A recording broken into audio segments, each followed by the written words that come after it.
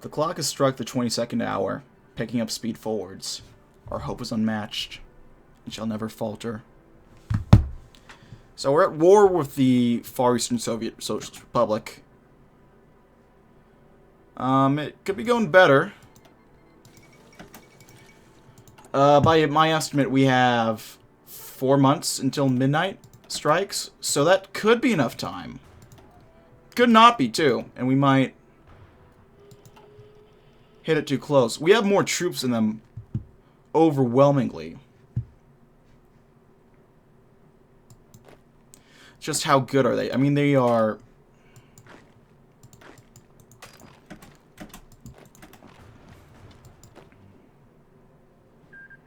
They're evidently not very good right now.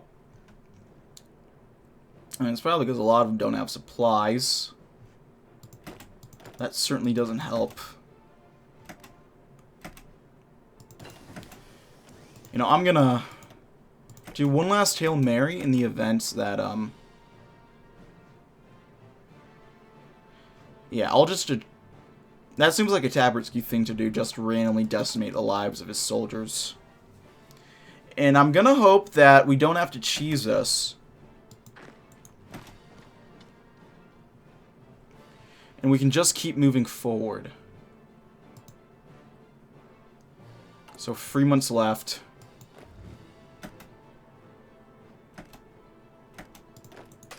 I think we might have to cheese it.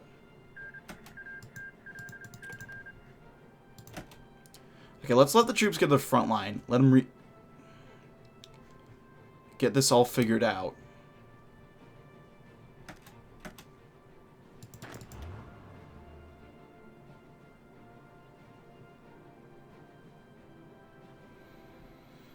Plans to our advantage now. Let's see.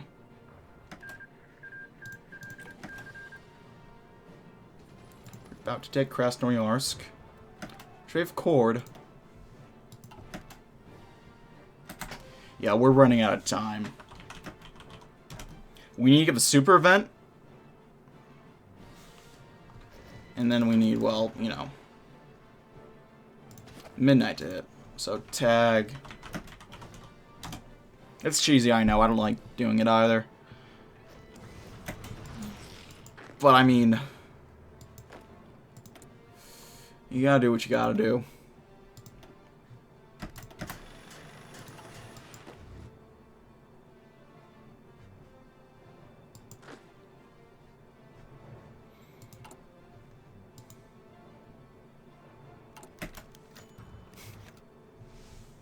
And let the fear and dread of you be upon all the beasts of the earth, and upon all the fowl of the air, and all that move upon the earth. All the fishes of the sea are delivered in your hand. Genesis 9:2. I think we have read these before. I don't know where exactly, but so be it. No, I think it's earlier on the first focus tree. I'm remembering. But so be it. Tsarevich Alexei, where are you? Blessed child, can you hear my prayers? I've done so much in your name. I've defied the Jews, the Bolsheviks, and the forces of hell itself. How many lives, subhumans, traitors, heathens, have I crushed under the iron heel of regency? How many sacrifices have I piled upon the altar? I truly do not know. Please, my blessed prince, if you will not hear my voice, then see my words. See them and know that your people are ready for you. Your throne stands gilded and draped in purple cloth, for you to assume the power and rule Holy Russia in perpetuity. Please, don't leave us alone here. Please, don't let this all be for nothing. The clock has struck the 11th hour. Okay, picking up speed forward. The heralds call to clear the way for our enlightenment. Talk about enlightenment. We'll get some fucking enlightenment coming up. Are these guys not moving aggressively? This doesn't seem like aggressive to me.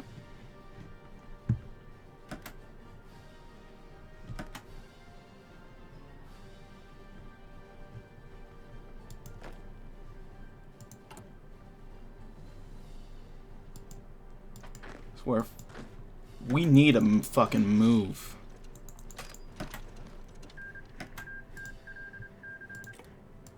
Goddamn, fuck it. Where's Magadan? Magadan. Move it, boys.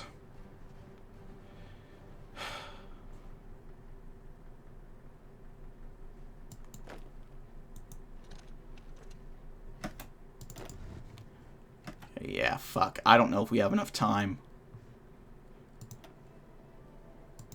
I meandered because I figured we'd have plenty of time, and I didn't want to overshoot it.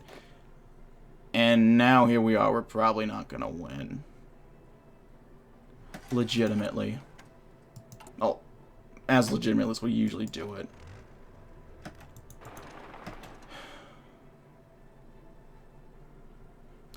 We'll give it to the last few days of November.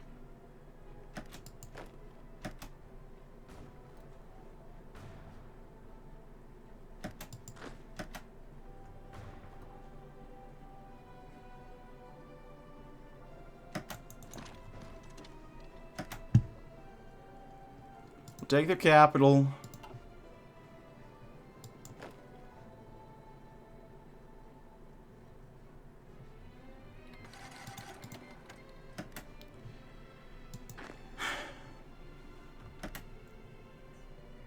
Yeah, okay, listen.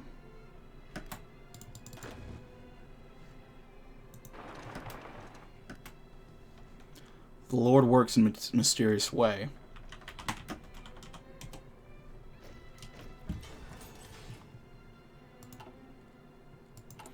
Especially if this guy's supposed to be the unifier. Or is it the speaker of God?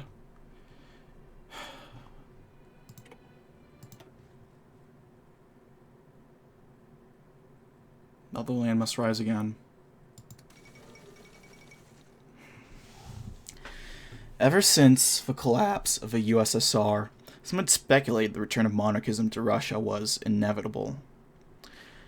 However, nobody could have ever expected it to arrive in its current form. Sergei Taboritsky, self-proclaimed blessed regent of all Russia, has led his forces to victory over all challengers and established a unified Russian government for the first time in nearly 30 years. Far from being a conventional Romanov monarchy, the new state is merely a regency. Taboritsky claims to be acting on behalf of long-dead Tsarevich Alexei Romanov, the son of Nicholas II. The claim that Alexei Romanov is still alive has been widely propagated by the regency, but no international observers believe it to be substantiated. The new Russian Empire is reportedly a thing of nightmares, a true autocracy in the Russian tradition, combined with the racialism and totalitarian methodology of the Burgundian system. God save Russia, for no one else can. Hail the nightmare. Fiat Iustitia et Periat Mundus. Ferdinand I, Holy Roman Emperor.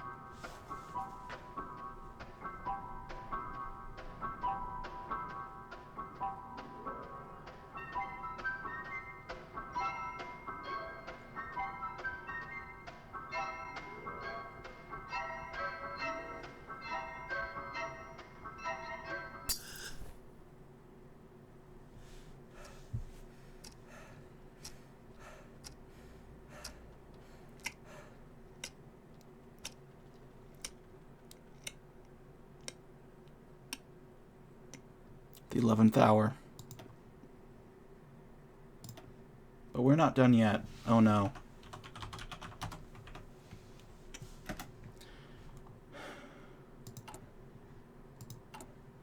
Because our test is within sight. Midnight is coming. Our quarantine time is 25 days. What the fuck?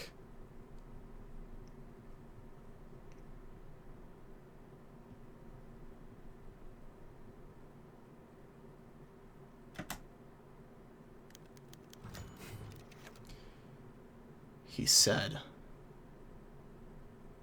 Let me die with the Philistines. And when he has strongly shook the pillars, the house fell upon all the princes, and the rest of the multitude that was there. And he killed many more at his death than he had killed before in his life. Judges 16:30. Treason! How have I not seen it in every stinking corner of his God-forsaken palace? Yes, God-forsaken, for God has damned Russia. He has damned it, consigned it to burn in hell. Bazarvik is to rule over dust and ashes, it seems. He has cursed me! He gave me a sight, pried the scales from my eyes, only so that I might behold a blasted wasteland. Russia is the land of Nod, and I...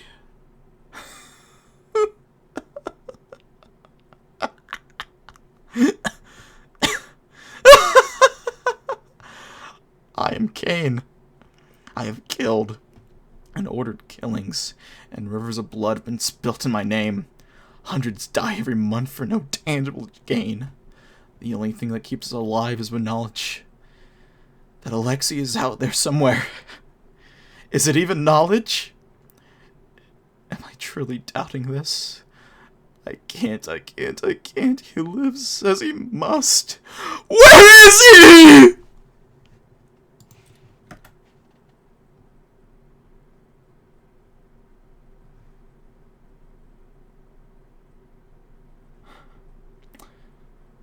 The clock has struck the 23rd hour, picking up speed forwards.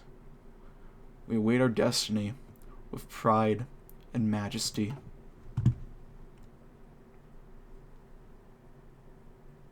So let's see. Are they still at war with? They're still at war with Scotland. That is incredible, Jellicoe. Just how royally you're fucking that up. Bennett is doing okay, it seems.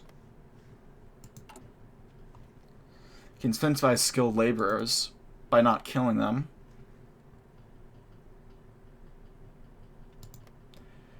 And with that, I mean, that works for now.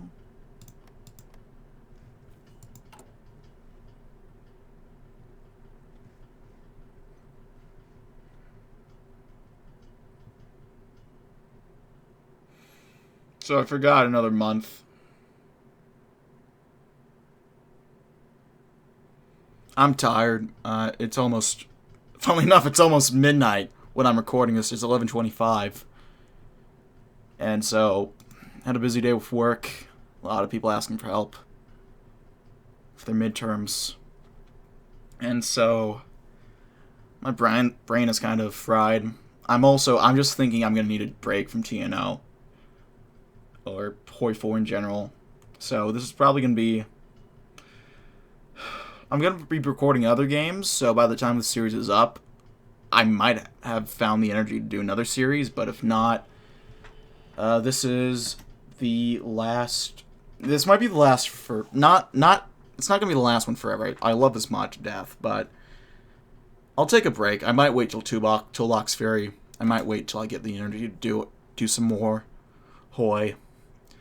I figured this was as good as a game as any to do before my break starts, because goddamn... I mean, I feel like I need a fucking break after playing this, I'll be honest.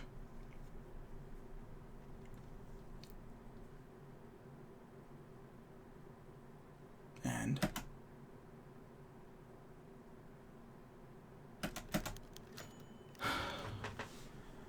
I am Alpha and Omega, the first and the last, the beginning and the end. Revelations 22:13. He is here. I can sense him, but he does not speak. Speak to me, speak to me, speak to me. Was it for you, if not for you? What was it for, if not for you? I am God's vessel, I am your subject, I am the salvation of Russia. I am not a Jew, I am not Cain, I only did what you asked of me. Nabucco, if I had only known, if it would lead to this. Stop that infernal noise. Stop the clock. Stop, stop, stop, stop, stop! Stop!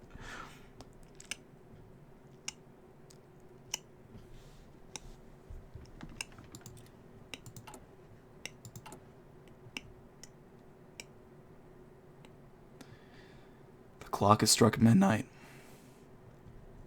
It has come. God be with us.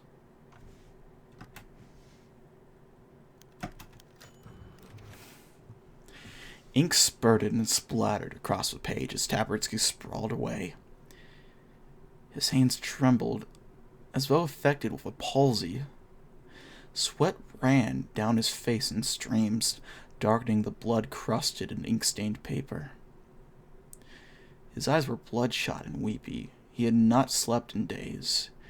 He no longer sat at his desk. It was too near the window where God could peer down from the heavens to look upon him with shame. Instead, he was curled up in a corner, back aching, feverishly scribbling. He stared straight ahead, hands moving on their own. He hadn't written anything resembling a word in weeks. There was a sound, a scuffling of boots on marble. The Regent glanced up and felt his heart freeze. His pen clattered to the floor. He tried to stand up, but his legs were like lead, and he stumbled to his knees. As he dragged himself forward, he felt the strength begin to drain from his arms. A pounding began to thrum in his head, a pain like no other. But he pressed forth. For how could any man not be enraptured in the presence of a czar?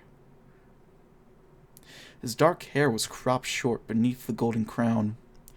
He wore a cape of ermine and was bedecked in golden jewels. He looked older than the Regent had expected, but shone with the light of heaven. An immortal sovereign for the Holy Russian Empire. Taboritsky opened his mouth to speak, to question, to marvel, but the words would not come to him. The divine grace of his monarch was overpowering, paralyzing his entire body. Every muscle turned to stone. He blinked. And then finally... Bones. A small skull with a bullet hole in it. Scraps of fine royal clothing stained with old blood were laid over them. The scream choked to a choking gurgle as the pain exploded inside his head, blacking out his senses. He collapsed, staring in horror into the darkness around him. And Sergei Taboritsky, blessed Regent of Russia, breathed his last. The thread is severed.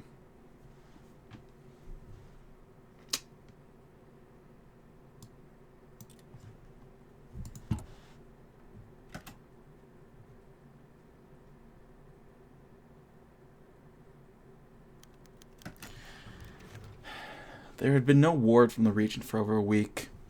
He'd retreated into his quarters, muttering at people who weren't there while his staff watched him. The click of a door locking from the other side echoed through the halls. The butler had placed trays of food and water at the doorstep 3 times a day, usually with a stack of documents the Regent's advisors wished to show him.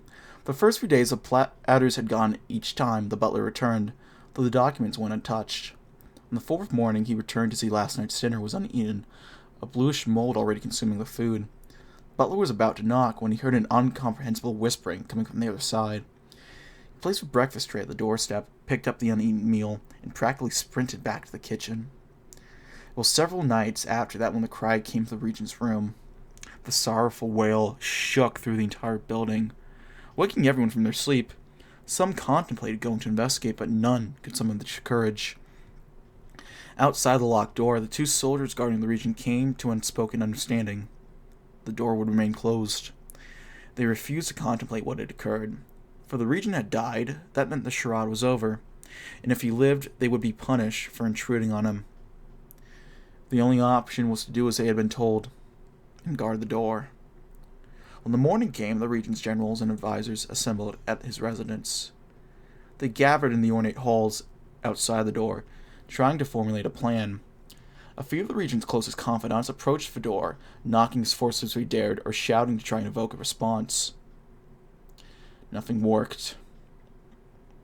The door remained an impenetrable barrier from beyond, which no sign of life came.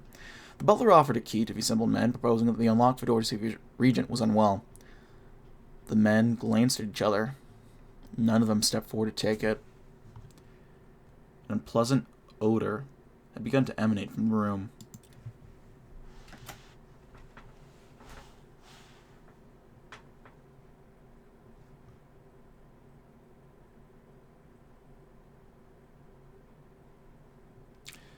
The silent Regent.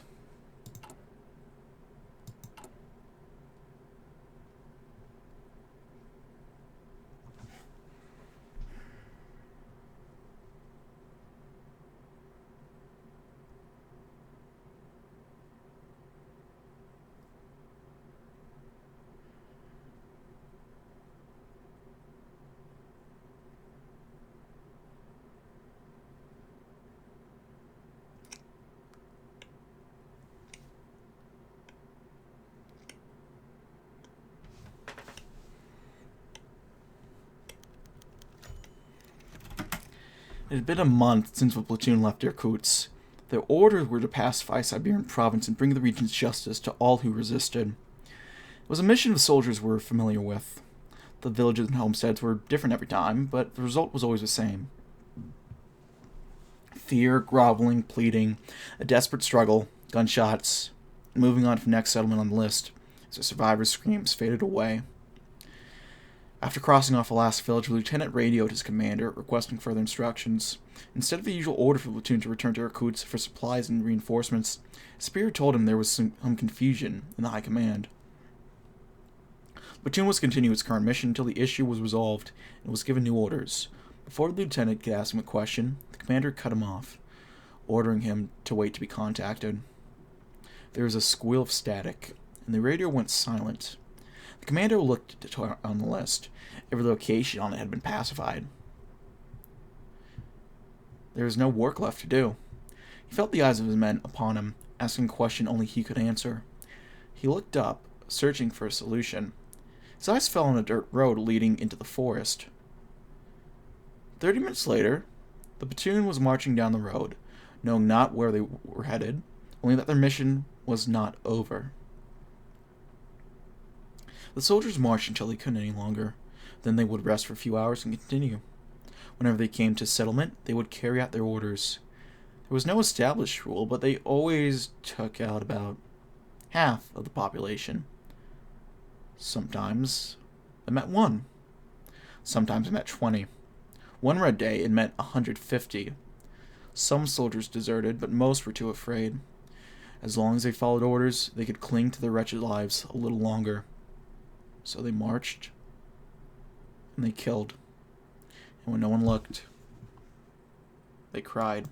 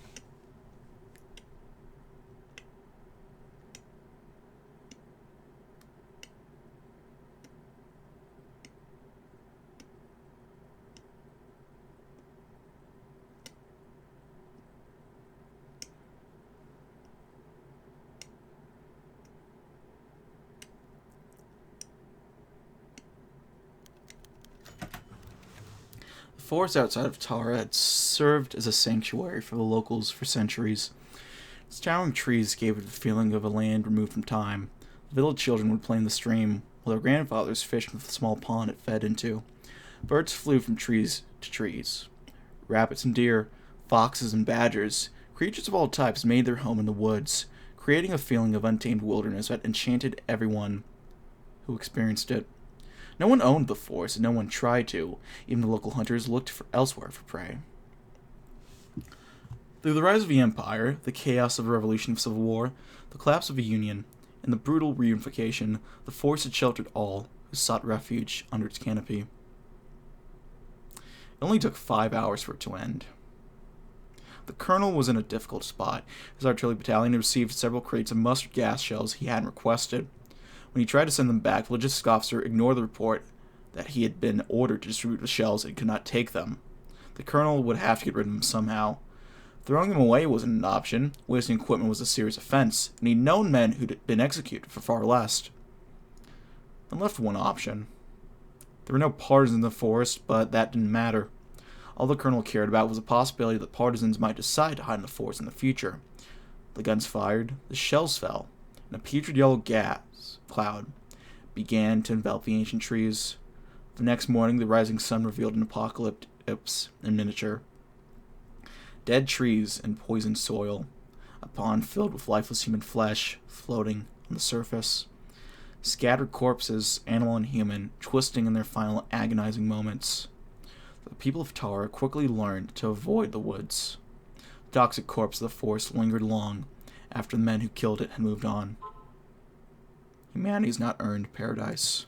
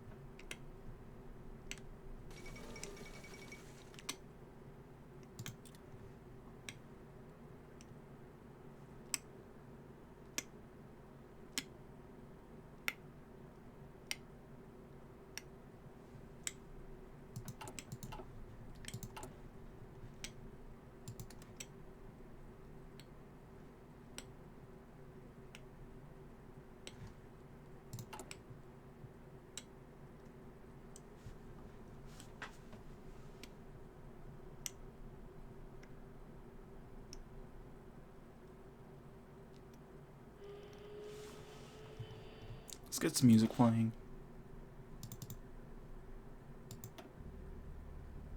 That works. Honestly, that works well.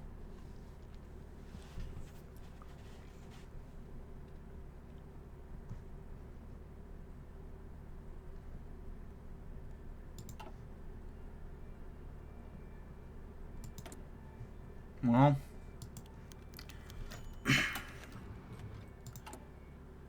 the vibrant tide sweeps across the valley, bringing its shroud of silence over the land. An ocean of clouds, mighty and impenetrable, a deathly flood, drowning life in its depths. I observe a fog reach its grand finale, as it spreads to the bottom and begins to expand. Its spread is relentless, progress uncontainable. The growing quiet is only the tally of deaths. A day ago I saw it, spread across the horizon, a thin yellow cloud, borne on western winds, with nowhere to run to. I knew I must climb, and hoped the fog would cling to the ground. Now I find myself stranded as the time comes in. I pray to God as He shows mercy for my many sins. As the fog creeps higher, I want only more time. My final pained breath will be this mountain's last sound. I have lived a happy life. My only wish is that it does not end this day, and not in this manner. Poem, author unknown.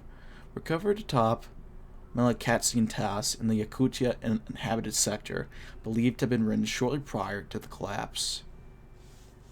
How interesting.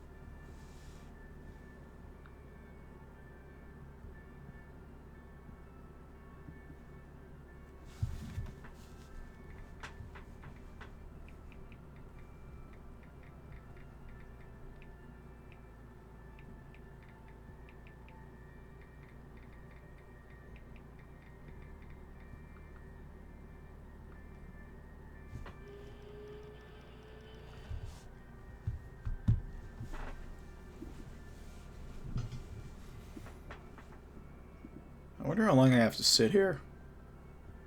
Because it actually is about to strike midnight when while I'm recording. Like 17 minutes away. And I know there are a couple events and some stuff that's going to happen. The longer this takes, the further we go through.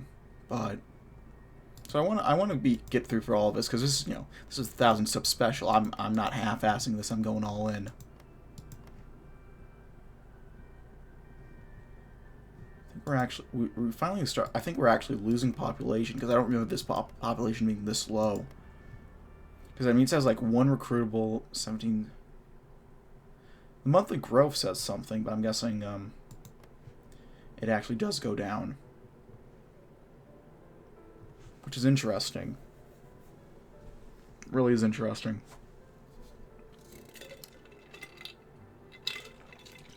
Well, it might be long enough to see what happens in the elections over in America way.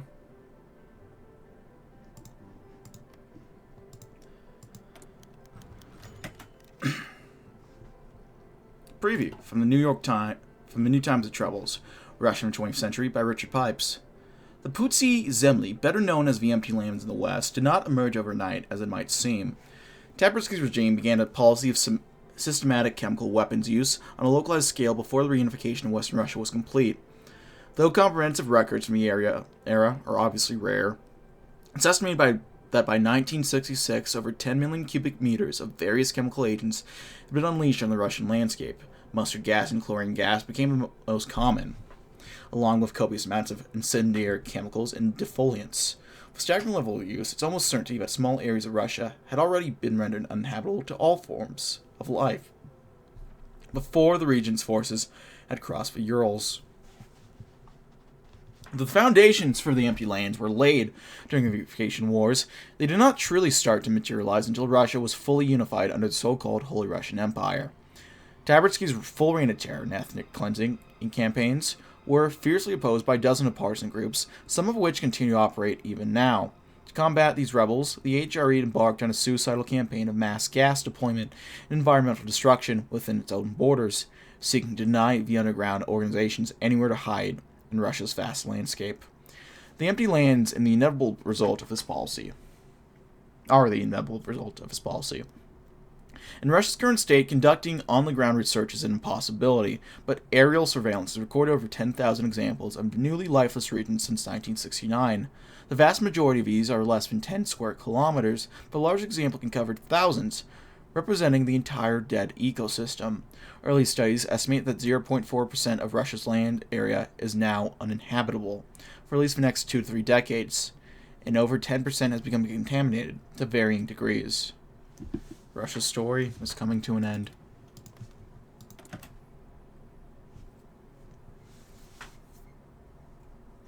Fuck, I gotta pee. Was that... Turkmenistan has a very good... Nice.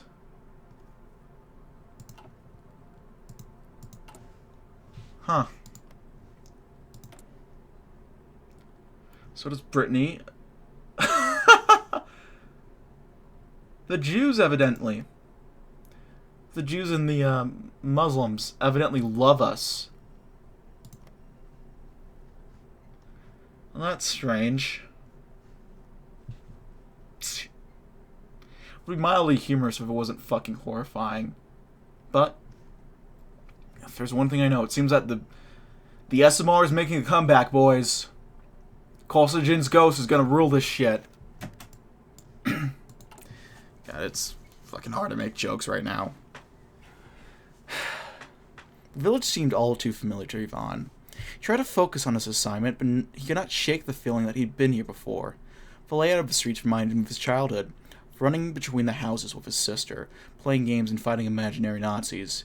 Thinking back to those games made him wonder if they had been destined to do this, to make his living killing the unworthy for officers in far-off cities. To the left, a bright greenhouse was burning, smoke billowing out of the windows. The former owner's dead on the lawn.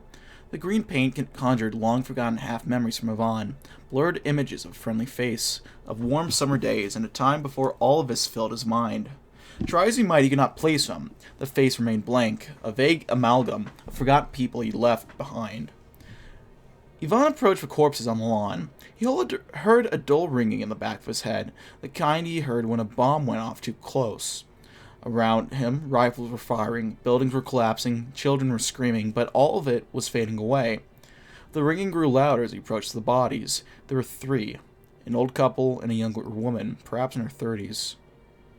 All of them lie face down in the grass, a perfect round hole of gore in the back of each of their skulls, their blood soaking into the cooked dirt. Yvonne reached the older woman and flipped her over. One of his squad mates down the street shouted his name, but Yvonne didn't hear him. The ringing was deafening now, drowning out every other sound in a relentless hum. The edges of Yvonne's vision were becoming blurry, the colors bleeding into each other, choking his sight to what was directly in front of him. He looked down at the old woman, and behind the decades that separated them, the mask of fear she still wore in death, he finally saw a face he could recognize. Yvonne let her fall back to the ground and walked over to the rest of the squad. A few of the men asked what he'd been doing, but he offered no answer. Shrugging, they all went back to work. By nightfall, Altyavorsk was gone, with no survivors to tell what happened to their home, save one. Some questions are best left unanswered.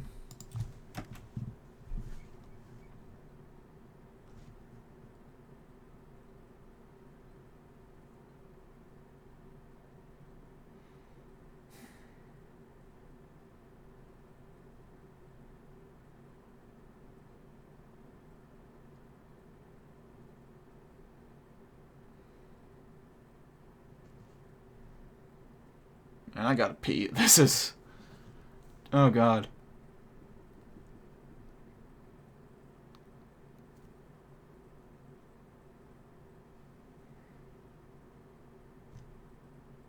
This is really not helping matters at all.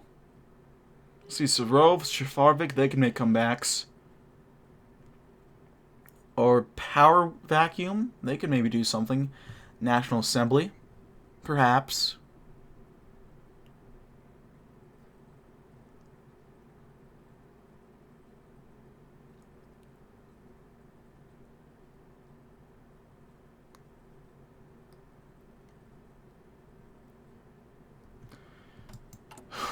About 1,000 political power in.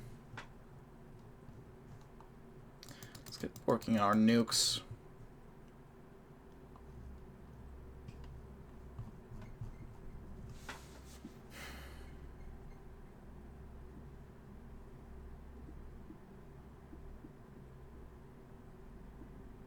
Yeah, I hesitate to call this series fun, but it was worth doing. It's definitely worth doing. A heck of a way to kick off 1,000 subs. I doubt I'm going to be able to monetize half of these videos if I somehow do. I mean, I guess I'm not complaining. Yeah, I'll need a break from TNO for a bit. Play something more optimistic. Start recording some Civ. Not Civ, EU4. I'm going to start recording some Civ too, because I want to hop back into that. Been meaning to do it for a while, it's just haven't had the time. Because usually when I play games, it's this for YouTube, but I figured I need a break, especially. I already said this again, but with Taboritsky, I need to take a fucking break. So, now this will be uploading. Oh. So everything's now a demilitarized zone.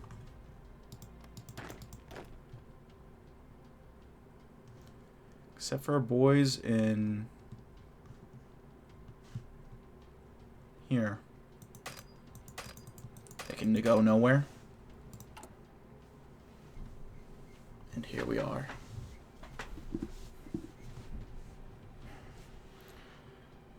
Remain calm. The Regent endures. Alexei lives. The Holy Russian Empire shall endure. There's much to be done.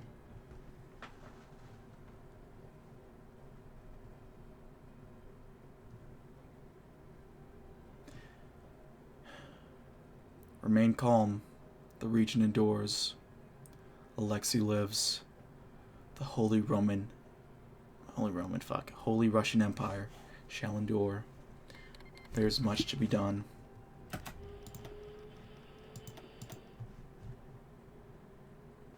Remain calm. The Regent endures. Alexei lives. The Holy Russian Empire shall endure. There's much work to be done.